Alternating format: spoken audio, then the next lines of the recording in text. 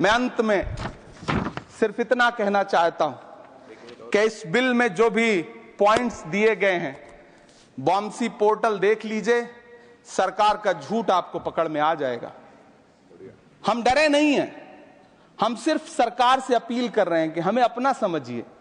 हम आपके अपने हैं, इस देश के नागरिक हैं और आप ताकत में हैं। संख्या बल के आधार पर बिल हो सकता है आप पास करा ले, लेकिन आपको यह बात समझनी पड़ेगी कि हम तो वो तारीख हैं, जहनों में रहना है जिसे, कागजी पुर्जे नहीं जो फाड़ डाले जाएंगे।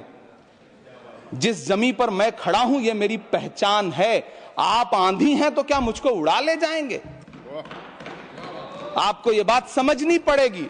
आपको अगर इतना विपक्ष की तरफ से पहले जेपीसी में इतने सारे पॉइंट्स आए और उसके बाद कल से लोकसभा में और राज्यसभा में सुझाव आप सुनने को तैयार नहीं है, लोगों की शंका को दूर करने के बारे में आप बिल्कुल सोच नहीं रहे, बस आप कह रहे हैं यह बिल उम्मीद की नई किरण है। नहीं साहब, इसे भले किरण जी लेके आए हैं, लेकिन ये उम्मीद की नहीं बल्कि नाउम्मीदी की किरण है। और इस देश की एक बहुत बड़ी आबादी इस बात से खदशे में है, शक में है कि आप सीधे उनकी जमीनों को लूट करके धन्ना सेठों को बेचना चाहते हैं। मेरी अब भी आपसे अपील है कि इस बिल को वापस लीजिए। यह बिल कहीं से आपके अपने नागरिकों के लिए अच्छा नहीं है। यह बिल सिर्फ इस देश के मुसलमानों को नीचा दिखाने का और अपने एक ऐसे मतदाता वर्ग को खुश करने का बिल है जिनको इस बिल के पास हो जाने से कुछ मिलेगा भी नहीं।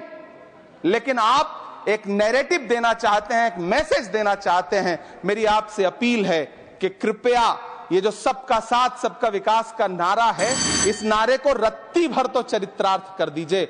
बहुत बहुत धन्यवाद।